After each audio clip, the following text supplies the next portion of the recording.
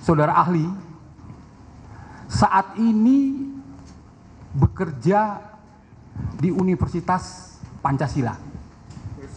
Sebagai apa, Prof?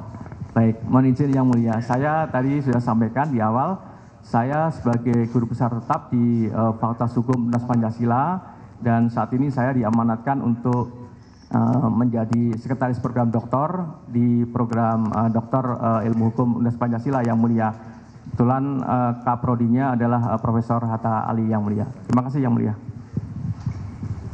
Saudara ahli, seseorang yang telah ditetapkan DPO dan mempunyai kekuatan hukum tetap inkrah dan mempunyai akun Facebook, apakah dikategorikan sebagai alat bukti?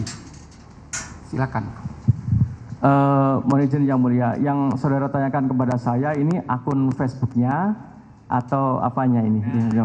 Akun Facebooknya, akun Facebooknya masuk kategori alat bukti. Baik. Di 184 KUHP. Betul. Baik.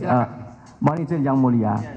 Jadi memang di dalam kaitannya dengan akun Facebook itu memang bisa saja dikualifikasi sebagai alat bukti yang mulia, namun tidak masuk dalam kategori alat bukti surat. Tapi ini bisa dijadikan sebagai petunjuk, meskipun nanti akan dikonfirmasi lagi dalam perkara yang dalam pemeriksaan perkara pokoknya, bahwa berkaitan dengan soal akun tadi itu bisa saja dijadikan sebagai dokumen.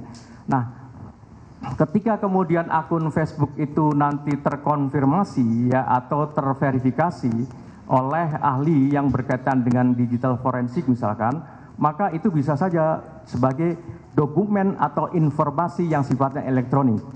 Dokumen yang sifatnya informasi elektronik itu pun juga bisa dikualifikasi sebagai alat bukti. Saya kira demikian yang mulia. Lanjut. Terima kasih ya. Masih ada? Silakan. Ya.